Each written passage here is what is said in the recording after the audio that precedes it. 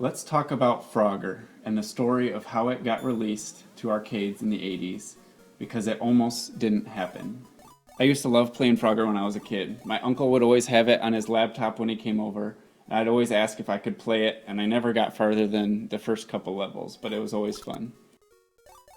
You control a frog that has to cross roads and rivers while avoiding obstacles to reach your home on the other end of the screen. There are an infinite amount of levels in the game, but after level 10, you'll see the same patterns and enemies over and over again. Frogger has cars, turtles to hop on, alligators, not crocodiles, otters, and snakes. This is Snake. Frogger was developed by Konami, which is known for plenty of iconic video game series still around and kicking today, This is Snake. like Metal Gear, Contra, or Castlevania. But before all that, Konami got their start by developing arcade cabinet games in the late 70s. A couple of those first games were Space King and Space King 2. These games were clones of Space Invaders. They look pretty similar, and they play very similarly too.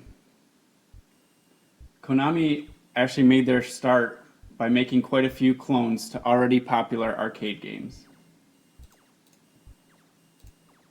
In 1981, Konami made Frogger, which would become one of the most memorable and influential arcade games ever made.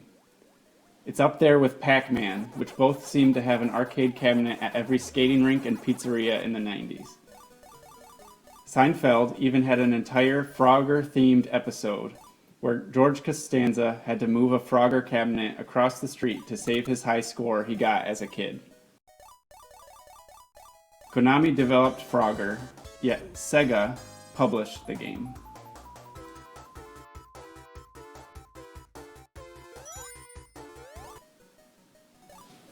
Sega almost didn't release Frogger. It has a crazy history that can be read in the book by Ken Horowitz called The Sega Arcade Revolution, which is an awesome book, and you should give it a read if you are interested in arcades or just video game history in general. Sega was worried about Frogger's earning potential. They were worried because they already released a frog-related arcade game called Frogs just 3 years earlier in 1978, which was a massive flop. And Sega also did not think the basic gameplay and cute presentation would persuade the male-dominated gamers of the day to spend their quarters on it in the arcade. The only reason Sega released Frogger was because of a market researcher at Sega named Elizabeth Falconer. She convinced her bosses that Frogger deserved a chance.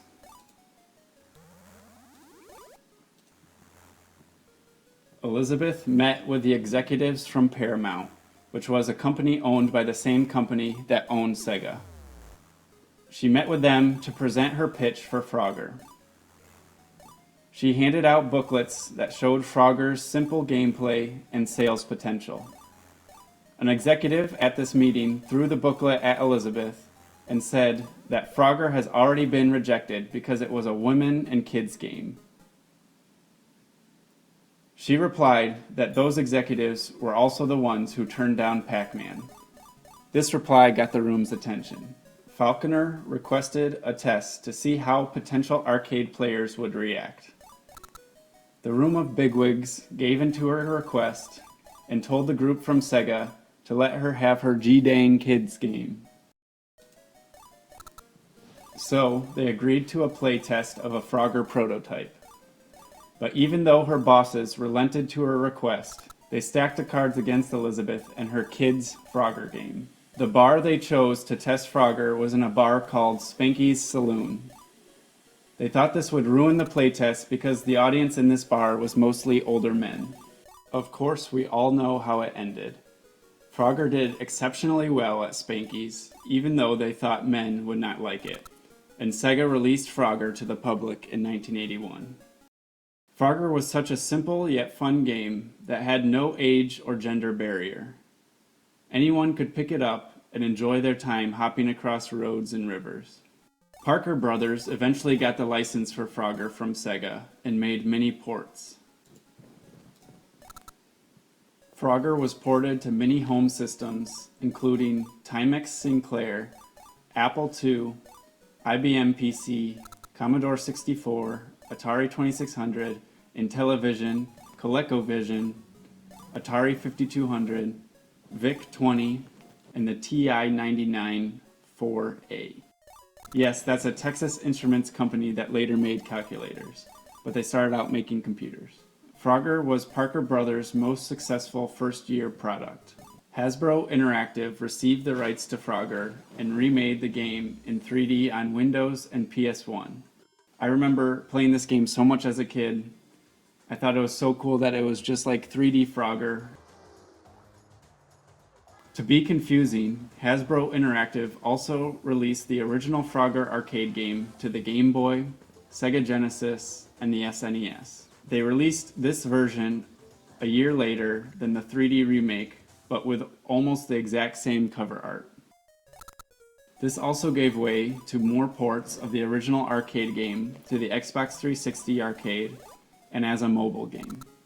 Frogger can pretty much be played on anything at this point. Today, you can also play the Arcade Archives version of the arcade Frogger game on Nintendo Switch and PS4. Frogger, the women and kids cutesy game that was almost not released, has been an important part of our culture. We can play Frogger today, thanks in part to the persistent Elizabeth Falconer, and, of course, the skeezy bar where it all began, Spanky's Saloon. If you like this video, let me know in the comments and subscribe. This helps me know what you guys like and I can make more videos like it in the future.